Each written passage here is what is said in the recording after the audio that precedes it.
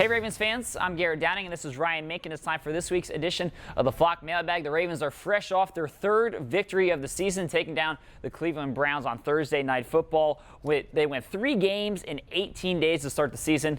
What a stretch. Brutal stretch. I'll be looking forward to getting a little sleep this weekend. Yeah, the players and us, we get a little bit of relaxation, R&R this weekend, so I know they're very much looking forward to that. So let's jump right into the questions. Plain and simple, Raymond wants to know, can the Ravens keep it up? I don't see any reason why not. I think this team actually is really going to continue to get better as the season goes along for a few reasons. One being that the defense has really been kind of the thing that's held them back a little bit at this point. That's really been kind of the Achilles heel, and I think that unit's going to improve because it's young. There's a lot of guys who are stepping into positions that they haven't been in before. Pernell McPhee, for example, Albert McClellan, Courtney Upshaw stepping in for Terrell Suggs, and those guys are getting better every game. I think we really see it with Courtney, and some of those guys. So I think the defense is going to continue to grow, continue to improve. And secondly, this team just seems to build momentum during the year. We get into those cold months. Just seems to get even better. Well, you talked about the defense. I'll focus on the offense. I think the offense will continue to get better. Torrey Smith has really taken a big leap from year 1 to year 2. I think he'll continue to grow. Anquan Bolden showed Thursday night that he still has it. He can still come up with the big plays when he needs them. The tight ends will continue to get more comfortable. And Bernard Pierce, the rookie, showed last night he can be a nice number 2 complement to Ray Rice. So you talked about the defense. I talked about the offense, and I think both of those units can continue to improve and keep this Ravens team kind of rolling over the next couple of weeks here. Right. All right, next question comes from Ray. He wants to know about the defense. Do you think the defense was worn out at all from playing so many games, those 4 games in a short period of time?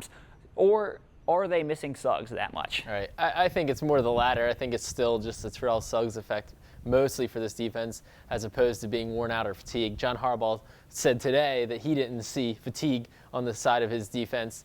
I think that they had time to recover. There weren't really that many injuries on the Ravens front, so there was time for them to kind of regroup. And I don't think we can stress it enough. We've said it before. Losing Terrell Suggs for any period of time hurts in so many different ways. It impacts the secondary. It impacts the pass rush. It impacts the run-stopping ability. I think that that's been the biggest factor, and I can't wait to see him get back. Yeah, I don't put too much into the fatigue either because the Browns were playing on 3 days rest just like the Ravens were. Right. I mean, it's different offense to defense, but the Browns were in the same situation as the Ravens were. I think, and it also goes beyond Terrell Suggs because there's also just new pieces. You talked about it just a little bit before. Jared Johnson gone, Corey Redding's gone. So those pieces, you have new guys step into that role. So I think that it's overall just a defense learning to play with so many young players in key roles this season. All right, third question comes from Philip, and he wants to know about the offense. What can the Ravens do to become more efficient on offense? Well, I think they have to cut down on some of the penalties that we saw on Thursday night. Too many false starts, too many men on the line, things like that. Holding penalty on Michael Orr obviously was costly late in the game. They need to cut down on that, and then I really don't see anything really getting in their way. I mean, really, so far when they've struggled, it's been kind of shooting themselves in the foot.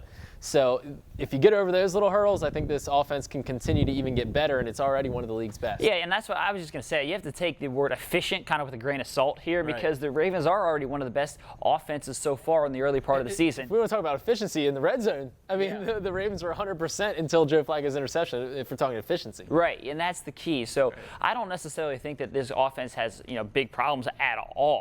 Right. I think Joe Flacco is showing right now that he's having the kind of season that everybody expected out of him when he looked really good in the offseason and showed him training camp and the preseason that this is going to be kind of the year of Joe Flacco. And so I think that the offense has a lot of good things in store for them. But like you said, cut down on some of the costly errors, shooting yourself in the foot, the penalties, those kinds of things, and they, will be right on track. Right. All right, so that's all the time we have today, Ravens fans.